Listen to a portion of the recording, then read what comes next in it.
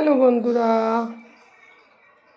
কেমন আছেন সবাই? আশা করি ভালো আছেন। আপনাদের আশীর্বাদে আমিও ভালো আছি। তবে এই যে বন্ধুরা, আমি চলে এসেছি রান্নাঘরে। এখন 2টো বেজে গেছে বন্ধুরা। তো আমার রান্নাঘরে একদম কমপ্লিট।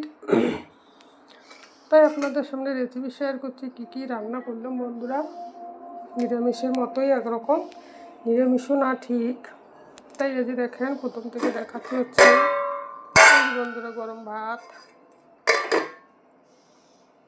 এই যে রোস্টের মতো তো ডাল রয়েছে, ঠিক আছে। তো হচ্ছে বন্ধুরা ডাল। আচ্ছা বন্ধুরা, একটা জিনিস দেখাচ্ছি আমি আপনাদের।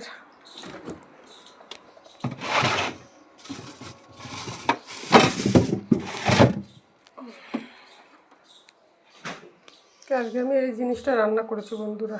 এই যে একটা কচু, বলেন তো আপনারা এই কচুটার নাম কি বলে? আমি বুঝতে পারি না এটা কি বলে। এটা গ্রামের বাড়িতেও পাওয়া যায়, আমাদের এখানে জয়পুর রাজস্থানেও পাওয়া যায়, ঠিক আছে। তো একটা তো বন্ধুরা সজি কচু, বই কচু বলে, আর এটা কী কচু জানি না। তাই ওই কচুটা আজকে রান্না করলাম বন্ধুরা। এই কচুটা রান্না করেছি এইটা, ঠিক আছে। এটা বেশ মাখো মাখো করে শুটকি দিয়ে রান্না করেছি বন্ধুরা, ঠিক আছে। আর এই যেটা করেছে কাঁচকলা ভাজি, একদম কুচি কুচি করে।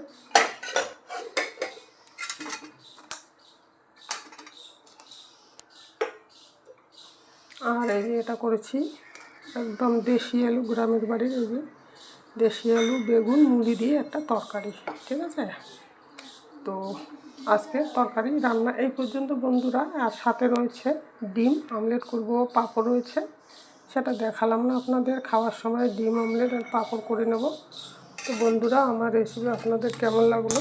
যদি ভালো লেগে থাকে তাহলে অবশ্যই লাইক কমেন্ট শেয়ার ফলো করে পাশে থাকবেন। আর যদি যোগ্য মনে হয় সাবস্ক্রাইব অবশ্যই করবেন। আর সবাই সবার পাশে থাকবেন, নিজের খেয়াল রাখবেন। আর তাহলে সবাই একসাথে এগিয়ে যেতে পারবো। টাটা, দেখা হবে আগামীকালের ভিডিওতে।